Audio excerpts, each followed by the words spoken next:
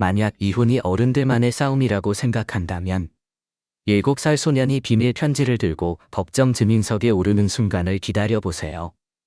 은비라는 이름의 강인한 어머니는 돈이 아닌 사랑과 용기로 싸웠습니다. 좁고 습한 원룸, 차가운 법정, 그리고 두 아이가 가장 강력한 무기였죠. 이 이야기는 미소를 짓게 하고 가장 작은 가슴에서 기적이 시작된다는 믿음을 줄 것입니다. 서울의 초겨울, 낡은 천장 선풍기가 법정 천장에서 천천히 돌며 규칙적인 소리를 냅니다. 하지만 그때 제게는 선풍기 날개의 회전이 팽팽한 심경을 찌르는 듯했습니다. 은비는 넓고 차가운 법정 한가운데 서 있었습니다. 손은 책상 가장자리를 꽉 잡고 손바닥은 땀으로 젖어 있었습니다. 맞은편에는 전 남편 민혁이 팔짱을 낀 채 의자에 기대 앉아 있었습니다. 마치 이곳이 따분한 카페 약속이라도 되는 듯 태연한 모습이었습니다. 민혁의 변호사, 날카로운 인상의 여성이자 예진이라는 이름의 변호사가 증인석 앞으로 나섰습니다. 그녀의 목소리는 날카롭고 또렷하게 울렸습니다. 존경하는 재판장님. 제 의뢰인은 안정적인 수익, 강남구에 위치한 고급 아파트, 개인 차량, 그리고 탄탄한 저축계좌를 보유하고 있습니다. 반면 원고, 단독으로 아이를 키우는 프리랜서로 노원구의 허름한 원룸에서 불안정한 수입으로 생활합니다. 누가 두 아이에게 더 나은 미래를 줄 수 있겠습니까? 저는 입술을 꽉 물었습니다. 머릿속은 혼란스러웠지만 가슴은 오직 민수와 진인, 제 뒤에 앉아있는 두 어린 아이들만 생각했습니다. 저는 민수, 7살인 아들의 눈이 제 등을 뚫을 듯 바라보며 엄마, 포기하지 말라고 속삭이는 듯한 느낌을 받았습니다.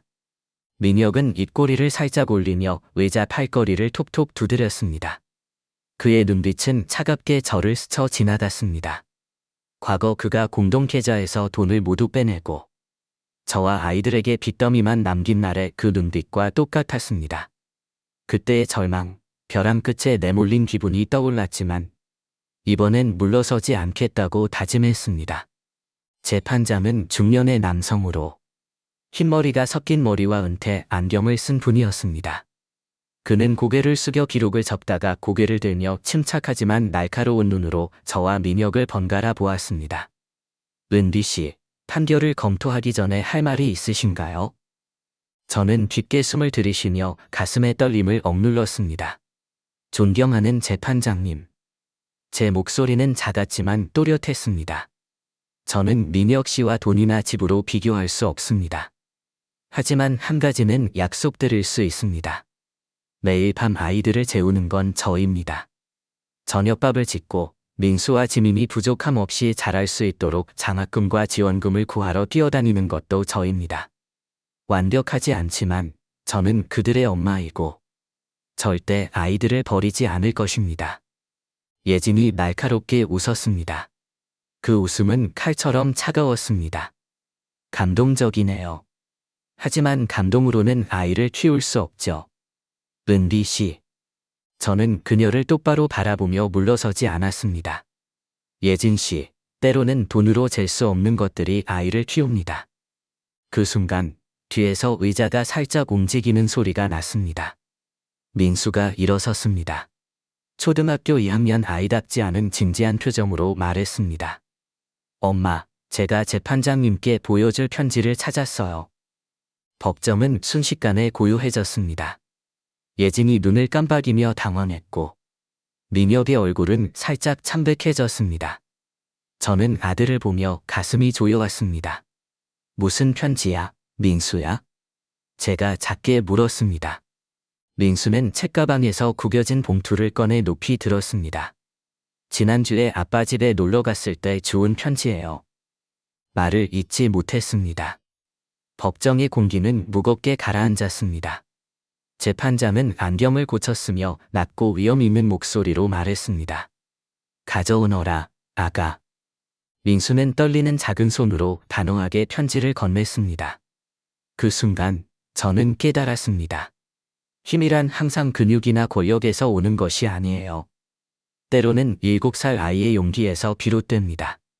재판장이 편지를 열었습니다. 그의 눈썹이 찌푸려졌습니다. 저는 내용이 정확히 뭔지 몰랐지만 그의 눈빛이 민혁을 향하며 차갑게 변하는 걸 보았습니다. 민혁 씨, 그는 천천히 말했습니다. 3개월 전 작성된 이 편지에 대해 설명하고 싶으신가요? 자산을 타인 명의로 이전해 양육비 지급 의무를 회피하고 양육권을 얻기 위한 법적 계획을 세운 내용입니다. 민혁은 말을 더듬었습니다. 저는 아직 아무것도 하지 않았습니다. 그는 허둥지둥 서류를 뒤졌지만 이미 늦었습니다. 진실이 드러난 순간이었습니다. 저는 누가 먼저 안도의 한숨을 내쉬었는지 모릅니다. 저였을까요? 재판장이었을까요? 그 순간 민수의 작은 손이 제 손을 꽉 잡았고 오랜만에 땀을 디딘 느낌이 들었습니다. 저는 민수를 끌어안으며 속삭였습니다. 엄마 무섭게 했지? 민수는 고개를 저으며 말했습니다. 아니요, 엄마. 엄마가 우는 게 무서웠어요. 저는 작게 웃으며 민수의 머리를 쓰다듬었습니다. 가슴 속에서 이름 모를 감정이 솟구쳤습니다. 고통과 안도, 그리고 감사함이 뒤섞인 감정이었죠. 재판장은 잠정 중단을 선언하며 민혁의 재정 조사를 명령했습니다. 그리고 한 문장이 제 귀에 또렷이 박혔습니다. 조사가 마무리될 때까지 양육권은 잠정적으로 은비 씨에게 귀속됩니다. 법정을 나서며 서울의 오후바람이 제 흐트러진 머리카락을 흩날렸습니다. 저는 머리를 정리하지 않고 민수와 지민의 손을 꼭 잡으며 속으로 다짐했습니다. 아직 끝이 아니야. 하지만 엄마는 끝까지 갈 거야. 이 삶의 평범한 이야기에는 마법도 망토를 입은 영웅도 없습니다. 단지 넘어졌다 떨리며 일어선 어머니. 그리고 진실은 때론 가장 작은 목소리로 말해야 한다는 걸 아는 7살 소년이 있을 뿐입니다. 민혁과의 결혼이 언제부터 무너졌는지 정확히 꼬집어 말할 수는 없습니다.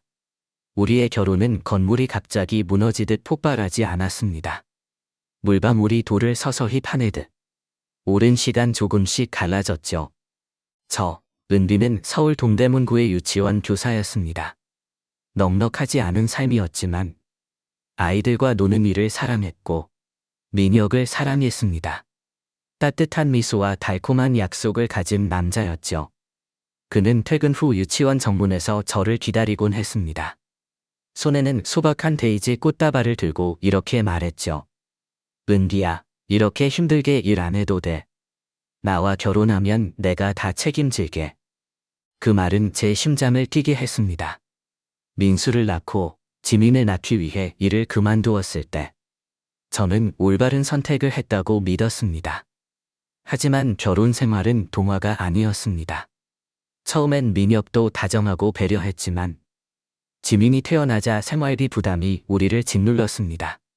민혁은 점점 예민해졌습니다. 제가 기저귀 값을 부탁하면 눈썹을 찌푸렸죠. 꼭 이렇게 비싼 외국산 기저귀를 써야 해. 국산도 괜찮잖아. 여보, 내가 발짐이 심해졌어요. 제가 조심스레 말하면 그는 퉁명스럽게 답했습니다. 그럼 싼 거 사서 잘 관리해. 핑계 대지 마. 처음엔 일 스트레스 때문이라고 생각했습니다. 하지만 민혁은 점점 사소한 것까지 통제하기 시작했습니다. 제가 어디 갔는지, 누구와 통화했는지, 마트에서 채소를 왜 샀는지, 왜 전화 배터리가 빨리 닳았는지. 한때 교실에서 아이들과 웃으며 노래하던 저는 집문 뒤에 숨어 조용히 지냈습니다. 한 번은 동네 아이들에게 영어를 가르치며 몰래 돈을 벌었습니다. 민혁이 알게 되자 그는 유리컵을 탁자에 내리치며 깨뜨렸습니다. 내 말 안 들려? 집에서 애나 봐. 밖에 나가서 우리 집 망신시키고 싶어? 민혁이 떠난 날 서울은 가랑비가 내렸습니다. 그는 짐을 챙겨 문을 나섰고 뒤돌아보지 않았습니다. 저는 지민을 안고 서 있었고 민수는 제 다리를 붙잡았습니다. 어린 눈은 무슨 일이 일어났는지 이해하지 못했죠. 그 후 몇 달 저는 조용히 버텨냈습니다. 공동 아파트를 나와 노원구의 좁은 원룸으로 이사했습니다. 비 오는 골목, 부엌 연기가 섞인 곳이었죠. 낮에는 가사 도우미로 일하고 밤에는 중고 옷을 온라인으로 팔았습니다. 눈은 잠 부족으로 퉁퉁 부었죠. 돈이 떨어진 날은 라면 한 봉지를 셋이 나눠 먹었습니다. 뒷마당에서 딴 쑥갓을 곁들여요. 민수는 제 어깨를 주물며 말했습니다. 괜찮아요, 엄마. 라면 좋아요. 저는 고개를 돌려 눈물을 삼켰습니다. 어머니께는 절대 말하지 않았습니다. 어머니는 민혁을 싫어했죠. 돈에 인색한 남자는 여자를 행복하게 못해. 은비야. 그때는 사랑에 빠져 어머니 말을 웃어 넘겼지만 이제 그 말이 가슴을 찌르는 메아리가 되었습니다. 그러던 어느 날 법원에서 소환장이 왔습니다. 민혁이 양육권을 요구하는 소송을 제기한 겁니다. 소장에 그는 썼습니다. 원고는 재정 능력이 부족하고 아이들에게 적절한 환경을 제공할 수 없다. 차가운 문장은 우리가 부부였던 날들의 흔적을 지웠습니다. 저는 얇은 서류철을 들고 구청 무료 법률 상담소로 갔습니다. 민수의 성적표, 지민의 예방접종 증명서, 원룸에서 아이들이 노는 사진을 챙겼죠. 2시간 줄을 서서 기다렸습니다. 지친 얼굴의 여성들 사이에서요. 변호사는 제 서류를 보고 한숨을 쉬었습니다. 변호사 없이 직접 변론하시게요? 저는 고개를 끄덕이며 얼굴이 뜨거워졌습니다. 법정날, 이웃에게 빌린 검은 원피스와 낡은 재킷을 입었습니다. 민수가 제 손을 잡으며 속삭였습니다. 엄마, 이길 수 있어요? 저는 희미하게 웃으며 말했습니다. 엄마가 최선을 다할게. 하지만 속으로는 확신이 없었죠. 민혁은 반듯한 정장 차림으로 들어왔습니다. 두꺼운 서류철에는 급여 명세서, 은행 잔고, 고급 아파트 사진, 차량 등록증이 가득했습니다. 법정이 시작되자 예진이 서류를 펼치며 단호하게 말했습니다. 두 아이가 가난과 불안 속에서 자라게 할 수는 없습니다. 원고는 불안정한 프리랜서로, 계약도 보험도 없습니다. 이런 환경이 아이들에게 적합할까요? 저는 눈물을 삼키며 고개를 들었습니다. 민혁의 눈빛은 분노도, 기쁨도 아닌 무관심이었습니다. 저는 깨닫습니다. 제가 사랑했던 남자는 오래전에 사라졌어요. 하지만 제가 몰랐던 건 민수의 파란 책가방에 운명을 바꿀 편지가 숨어 있었다는 겁니다. 노원구의 작은 원룸으로 이사했을 때 저는 많은 짐을 챙기지 않았습니다. 옷 몇 벌, 민수와 지민의 공책 가방, 어머니가 쥐어준 낡은 전기밥솥뿐이었죠. 이거라도 챙겨. 죽 끓이고 라면 끓이고 다 유용해. G10평 방미터의 방은 벽이 습기로 얼룩지고 비 올 때마다 지붕이 덜컹거렸습니다. 이곳이 우리 세모자의 새 세상이 되었습니다. 매일 새벽 4시에 일어나 차가운 밥을 데워 계란을 부쳐 셋이 나눠 먹었습니다.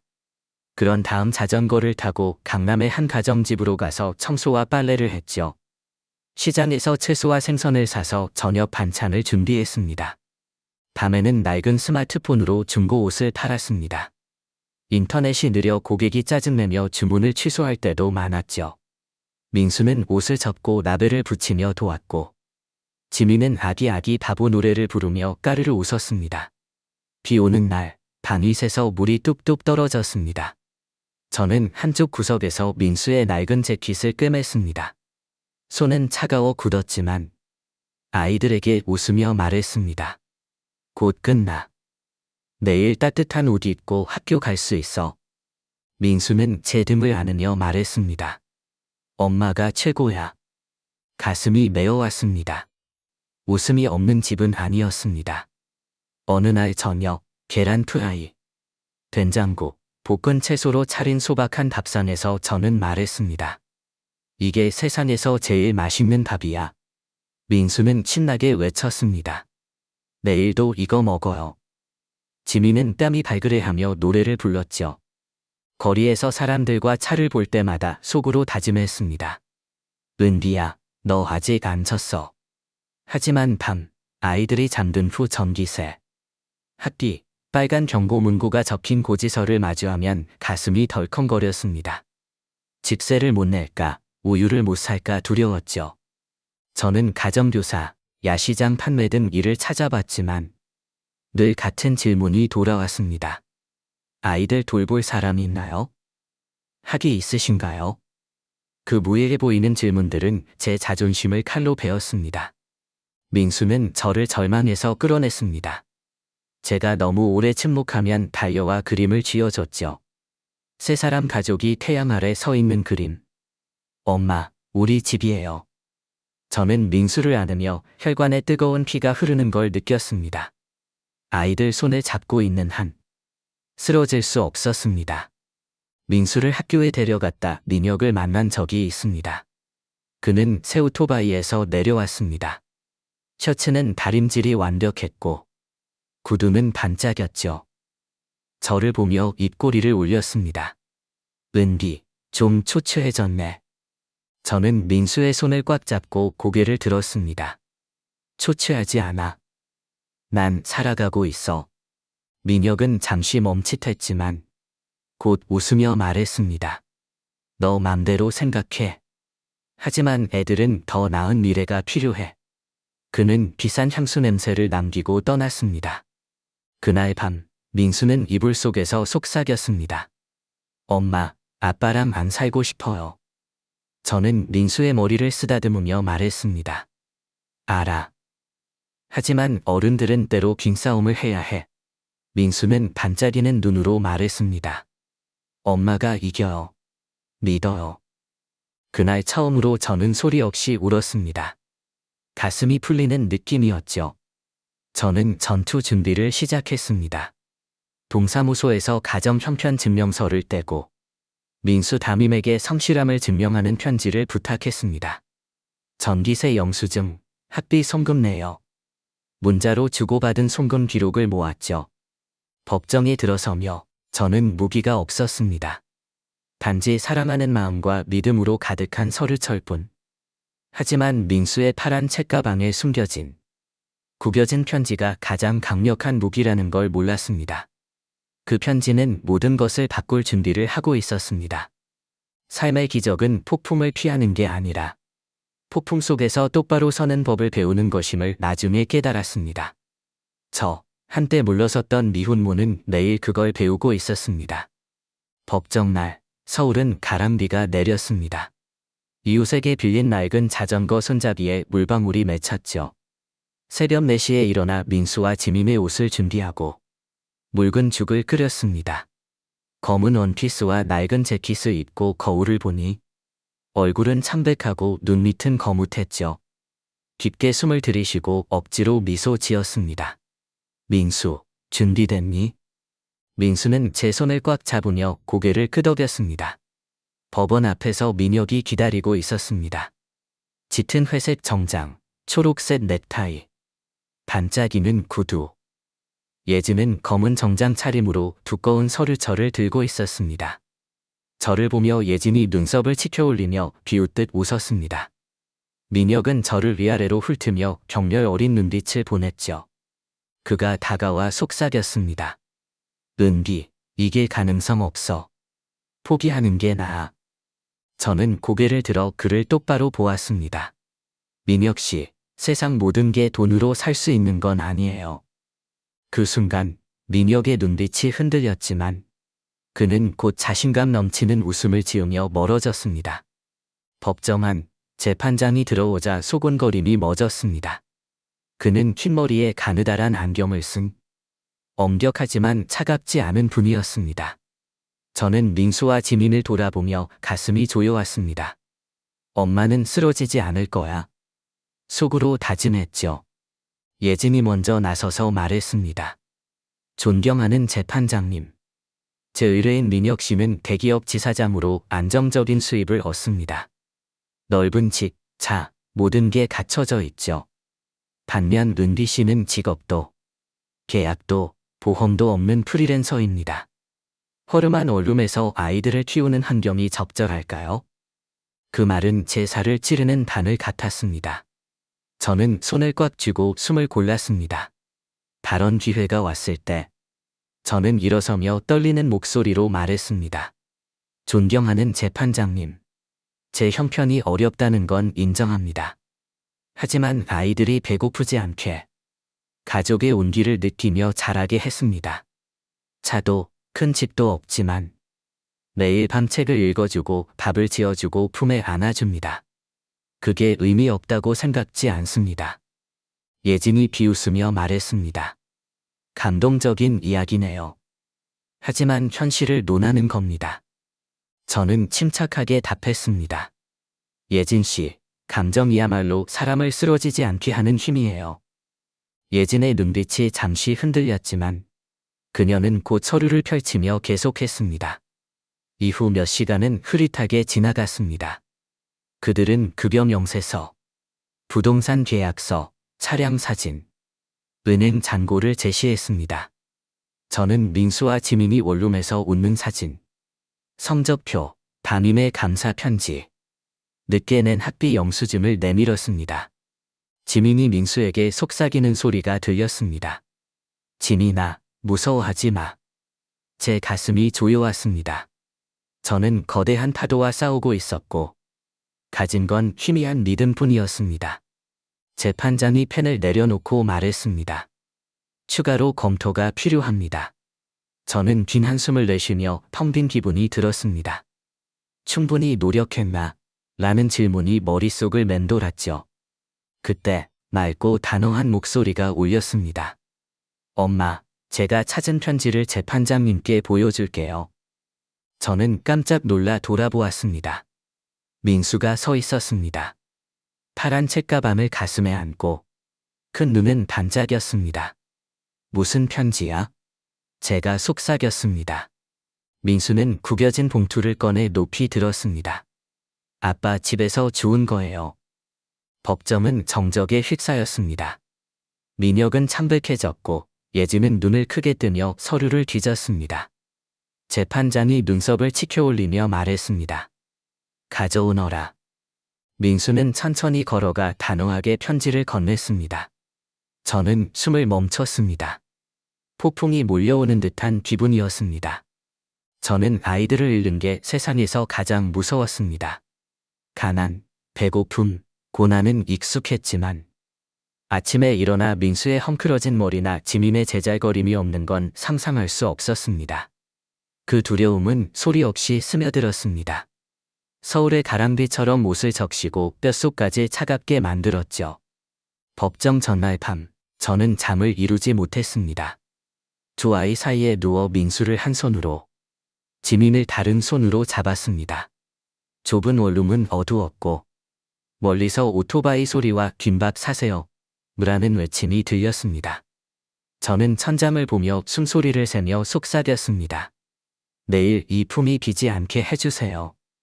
민수가 몸을 뒤척이며 저를 꽉 안았습니다. 엄마, 우리 이길 수 있어요. 그 작은 목소리가 제 심장을 찔렀습니다. 저는 민수를 끌어안으며 한숨을 삼켰습니다. 엄마가 최선을 다하게. 엄마를 믿어.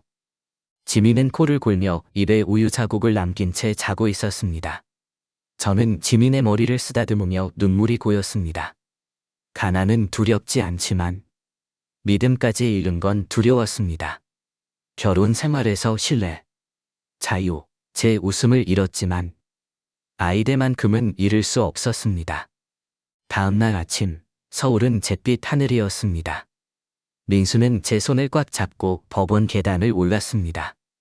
긴장한 눈빛에 묘한 고집이 담겨 있었습니다. 엄마, 제가 곁에 있을게요. 저는 허리를 숙여 웃으며 말했습니다. 우린 한 팀이지. 하지만 속은 혼란스러웠습니다. 법정에서 예진이 제 부족함을 나열하자 저는 알몸으로 군중 앞에 선 듯했습니다. 그들은 제가 밤새 아이 옷을 꿰매고 추운 새벽 자전거를 타고 일하러 가고 라면으로 끼니를 때운 걸 보지 못했습니다. 오직 숫자만 보았죠. 민혁은 제 시선을 피하며 차갑게 앉아 있었습니다. 저는 궁금했습니다. 한강 다리를 오토바이로 건너며 웃던 그 남자는 어디 갔을까? 그 모든 순간이 숫자와 자산으로 지워졌을까? 민수는 제 뒤에서 모든 걸 지켜보았습니다. 지민이 속삭였습니다. 민수 오빠, 엄마 이겨? 민수는 지민의 손을 잡으며 말했습니다. 무서워하지 마. 그 두 마디에 저는 눈물이 날 뻔했습니다. 재판장이 서류를 읽으며 눈을 훑었습니다. 저는 심장이 쿵쾅거렸습니다. 그가 고개를 들며 말했습니다. 은비 씨, 추가로 할 말 있으신가요? 저는 떨리는 다리로 일어섰습니다. 존경하는 재판장님. 저는 가난하지만 사람은 가난하지 않습니다. 비싼 장난감은 없지만 매일 밤 아이들을 품에 안고 재웁니다. 큰 집은 없지만 아이들이 따뜻하게 안길 작은 방은 있습니다. 특혜가 아니라 공정함을 바랍니다. 예진이 비웃으며 말했습니다. 감동적이네요. 하지만 아이들은 그 이상이 필요합니다. 저는 침착하게 물었습니다. 예진 씨, 아이가 낯선 이의 품에서 편히 자는 걸 보신 적 있나요? 예진은 멈칫하며 입술을 굳게 다물었습니다. 그 짧은 순간 저는 그녀의 공격을 막아냈습니다. 앉으며 민수가 속삭였습니다. 엄마, 나중에 제가 말할게요. 뭐를? 제가 눈썹을 찌푸리며 물었지만 민수는 장난기 어린 미소와 반짝이는 눈으로 답했습니다. 저는 더 묻지 않았습니다. 불안과 희망이 뒤섞인 기묘한 예감이 들었죠. 폭풍이 오고 모든 걸 씻어낼 비가 올 것 같았습니다. 법정의 격식의 초침 소리가 귀를 찔렀습니다. 저는 옷자락을 꽉 쥐고 손마디가 하얗게 변했습니다. 무거운 침묵 속에서 예진의 서류 넘기는 소리만 울렸습니다. 그녀는 자신만만하게 말했습니다. 존경하는 재판장님. 제 의뢰인은 재정적 안정뿐 아니라 명확한 양육 계획을 갖추고 있습니다. 국제학교, 과외교사, 놀이터가 있는 아파트, 가정부를 둘 계획입니다. 반면 은비 씨는 안정된 수입, 노동계약, 독립된 집, 가족 지원만이 없습니다. 저는 민혁의 차가운 눈빛을 마주했습니다. 분노가 치밀었지만 소리 지르는 건 약한 모습만 보일 터였습니다. 저는 손을 꽉 쥐고 침착함을 유지했습니다. 재판장이 저를 보며 말했습니다. 은비 씨, 추가로 하실 말씀 있으신가요? 저는 일어서며 떨리는 목소리로 말했습니다. 존경하는 재판장님. 저는 부족함을 부정하지 않습니다. 하지만 한 가지만 약속드립니다. 저는 아이들을 절대 버리지 않습니다. 어떤 일을 해서든 어떤 어려움을 겪든 사랑 속에서 자라게 할 것입니다. 예진이 비웃으며 말했습니다. 감동적인 말씀이시네요. 하지만 우리는 눈물을 논하는 게 아닙니다. 저는 날카롭게 답했습니다. 예진 씨, 낯선 이의 품에서 아이가 편히 자는 걸 보신 적 있나요? 법정이 잠시 조용해졌습니다. 민혁이 눈썹을 찌푸렸고 예진은 굳은 표정으로 서류를 넘겼습니다. 그때 맑고 단호한 목소리가 뒤에서 울렸습니다. 엄마, 제가 찾은 편지를 재판장님께 보여줄게요. 저는 심장이 멎을 듯 돌아보았습니다. 민수가 서 있었습니다. 파란 책가방을 안고 큰 눈이 반짝였습니다. 무슨 편지야? 제가 속삭였습니다. 민수는 구겨진 봉투를 꺼내 높이 들었습니다. 아빠 집에서 주운 거예요. 민혁은 참백해졌고 예진은 당황하며 서류를 뒤졌습니다. 재판장이 눈썹을 치켜 올리며 말했습니다. 가져오너라. 민수는 떨리는 손으로 편지를 건넸습니다. 저는 숨을 멈췄습니다. 폭풍이 몰려오는 듯했습니다. 재판장이 편지를 읽으며 눈썹을 찌푸렸습니다. 입꼬리가 굳어졌죠. 그가 고개를 들며 민혁을 차갑게 바라보았습니다. 민혁 씨, 3개월 전 작성된 이 편지에 대해 설명하고 싶으신가요? 자산을 타인 명의로 이전해 양육비를 회피하고 양육권을 얻기 위한 계획입니다. 민혁은 말을 더듬었습니다. 저 아직 아무것도 안 했습니다. 그냥 초안일 뿐이에요. 그는 허둥지둥 서류를 뒤졌지만 이미 늦었습니다. 저는 민수에게 속삭였습니다. 민수야, 그 편지 어디서 찾았어? 민수는 작게 답했습니다. 아빠 집에서 게임기 찾다가 서랍에서 봤어요. 엄마가 슬퍼할까 봐 가져왔어요. 중요한 줄 몰랐어요. 저는 민수를 끌어안으며 속삭였습니다. 우리 아들, 정말 잘했어. 재판장은 세션을 중단하고 민혁의 재정 조사를 명령했습니다. 조사가 끝날 때까지 양육권은 은비 씨에게 귀속됩니다. 저는 다리가 풀려 의자에 주저앉았습니다. 믿기지 않았죠. 민수와 지민을 안으며 눈물이 흘렀습니다. 예진은 조용히 서류를 챙겨 나갔고 민혁은 머리를 쥐어뜯으며 앉아 있었습니다. 저는 그런 그를 처음 보았습니다. 법정을 나서며 민수가 물었습니다. 엄마, 제가 잘못했나요? 저는 민수의 이마에 입을 맞추며 웃었습니다. 아니, 사랑. 내가 세상에서 제일 잘한 일이야. 그날 밤, 원룸에서 계란 프라이와 볶은 채소로 밥을 먹었습니다. 민수는 학교 이야기를, 지민은 동요를 불렀죠. 저는 아이들을 보며 오랜만에 희망을 느꼈습니다.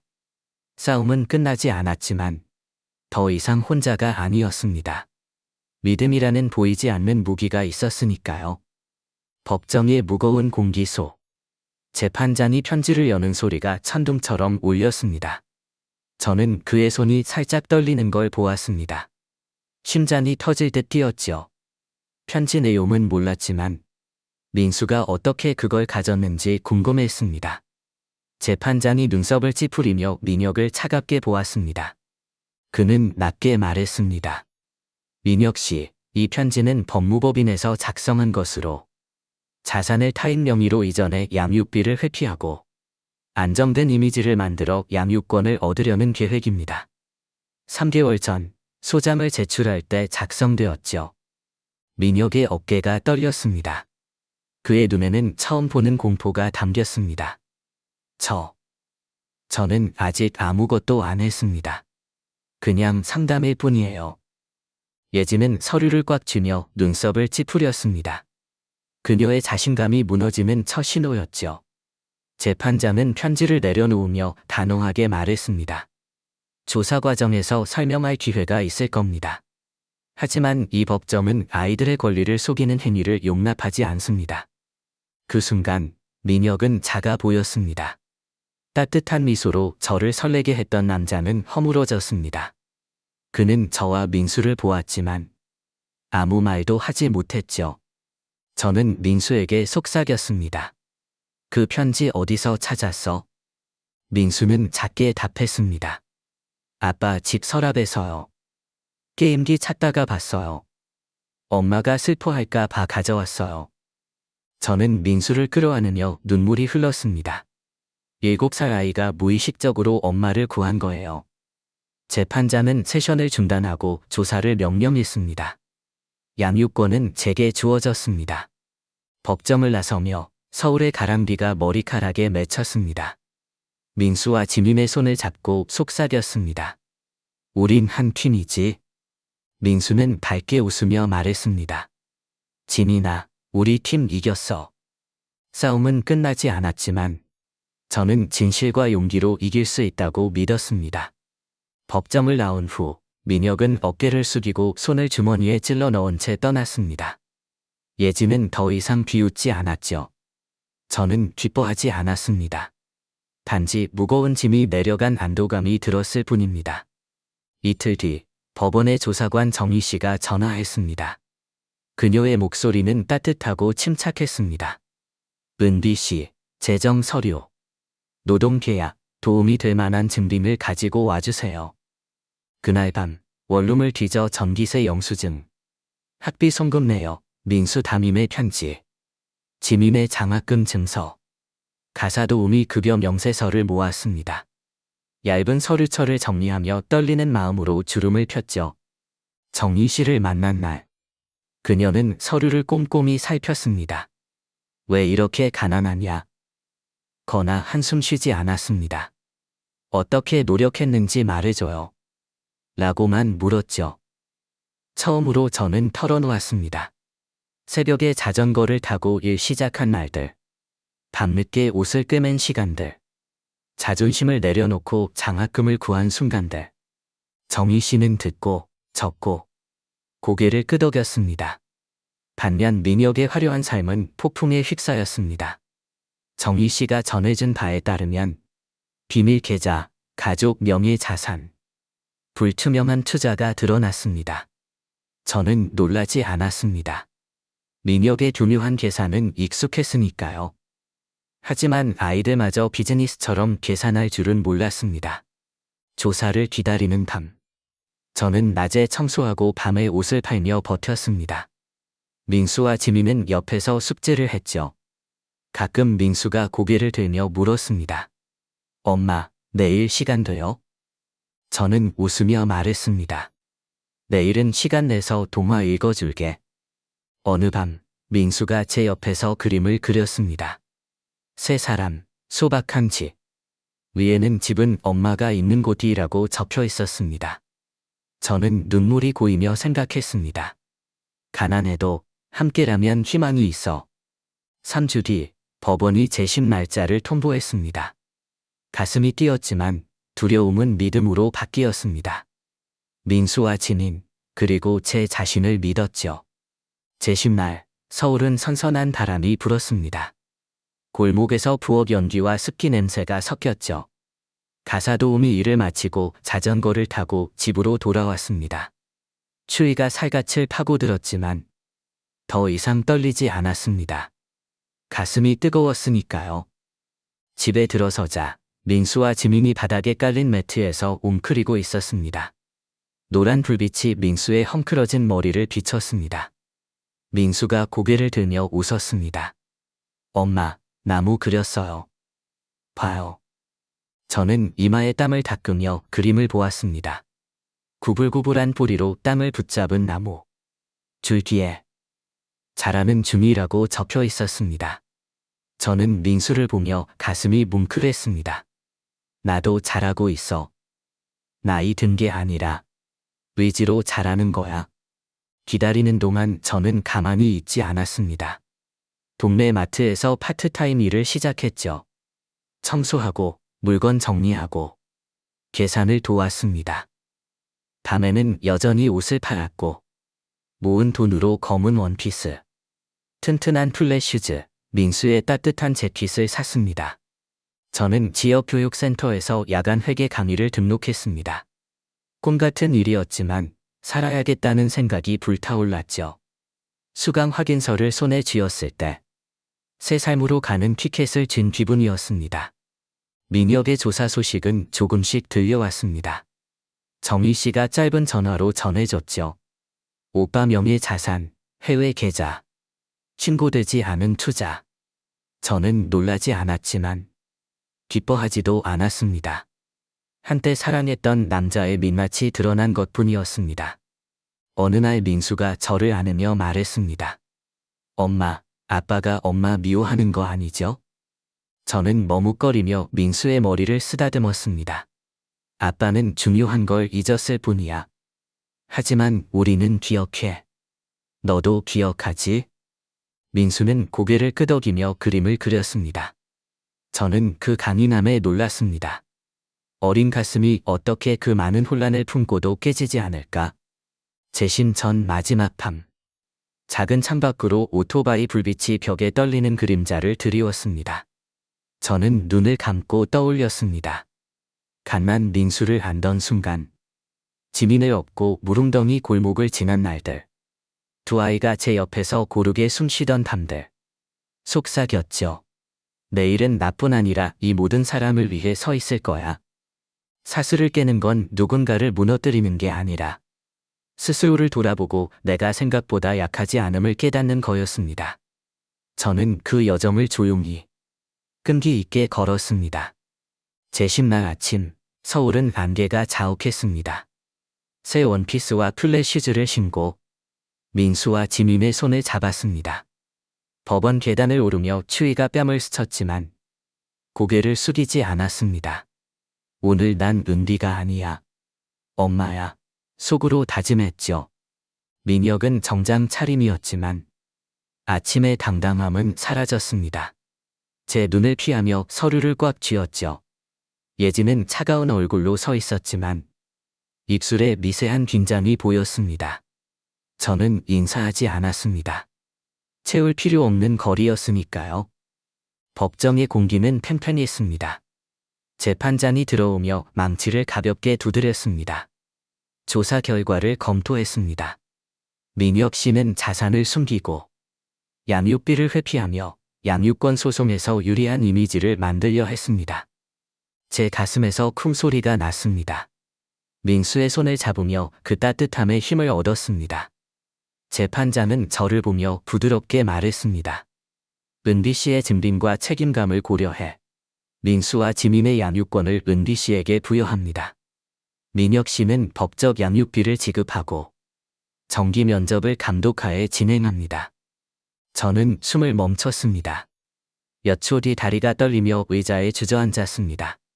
얼굴을 감싸자 뜨거운 눈물이 흘렀습니다. 슬픔이 아니라 안도였죠. 사막을 건너 첫 물방울을 만난 기분이었습니다. 민수가 속삭였습니다.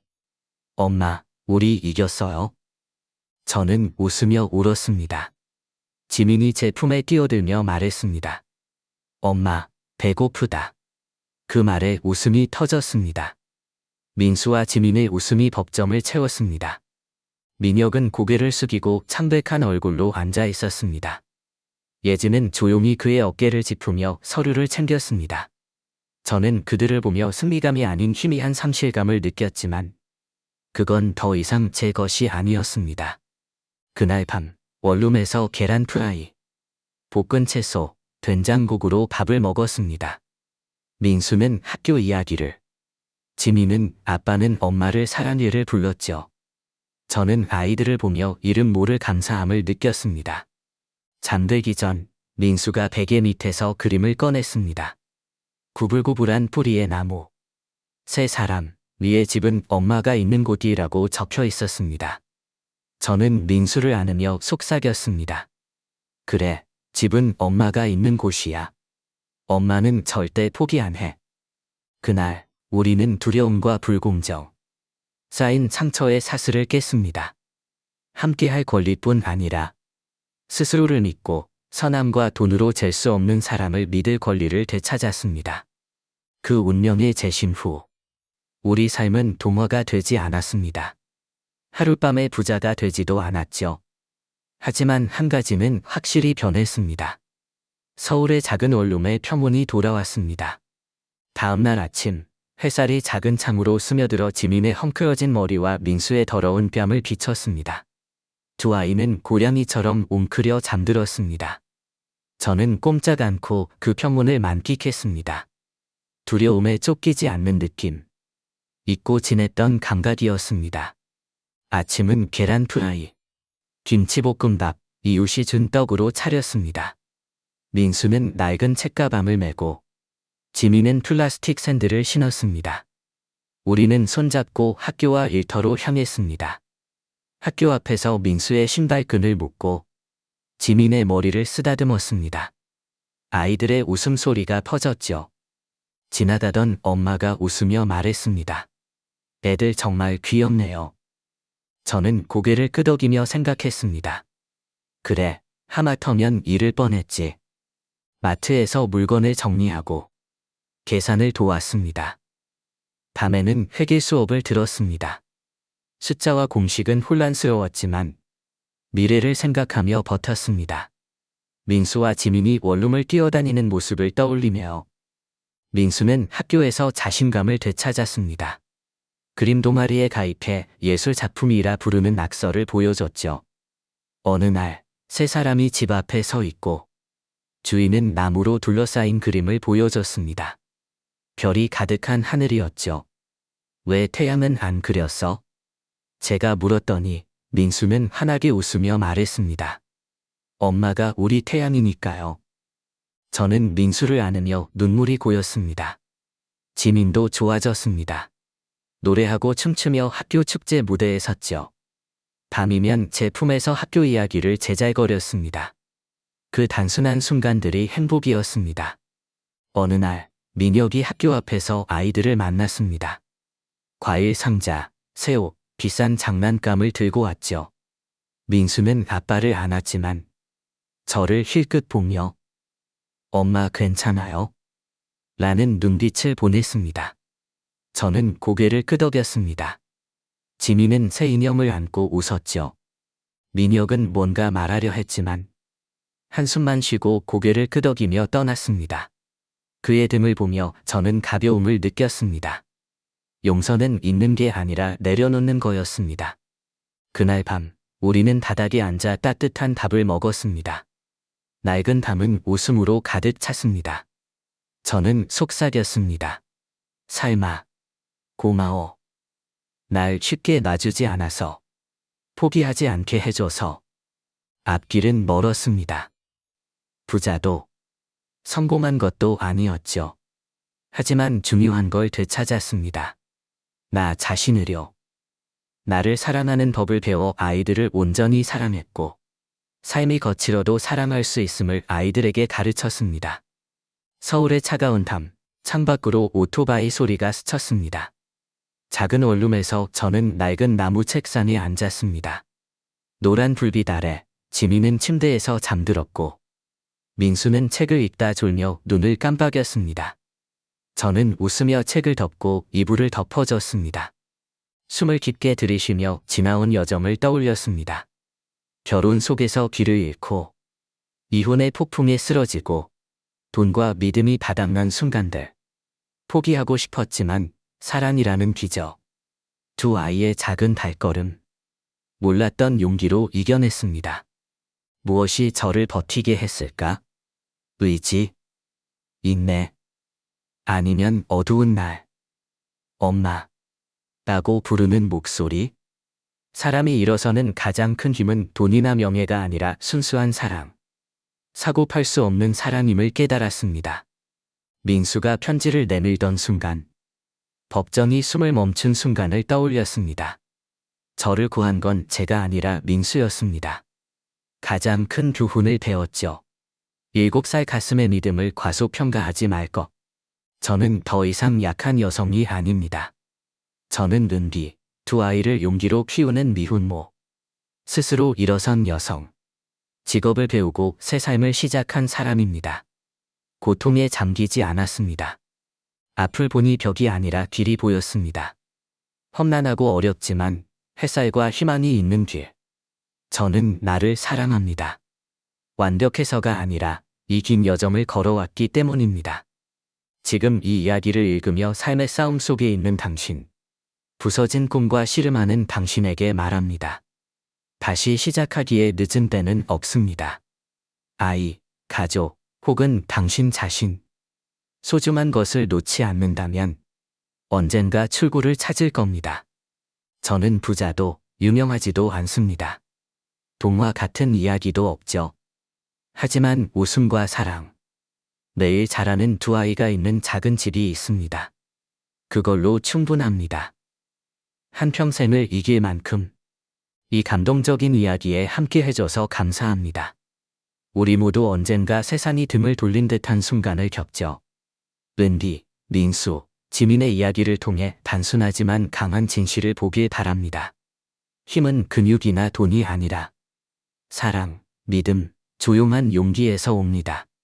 우리 모두 마음속에 작은 민수를 품고 있습니다. 작지만 포기하지 말라고 속삭이는 목소리. 삶은 도전으로 가득하지만 길 끝엔 늘 기적이 기다립니다. 이 이야기가 마음에 닿았다면 채널 구독, 친구들과 공유. 다음 이야기를 기다려주세요. 언젠가 당신의 이야기를 들려줄 날이 올지도요. 오늘 피곤하다면 살짝 웃어보세요. 내일은 늘 새 희망이 기다립니다.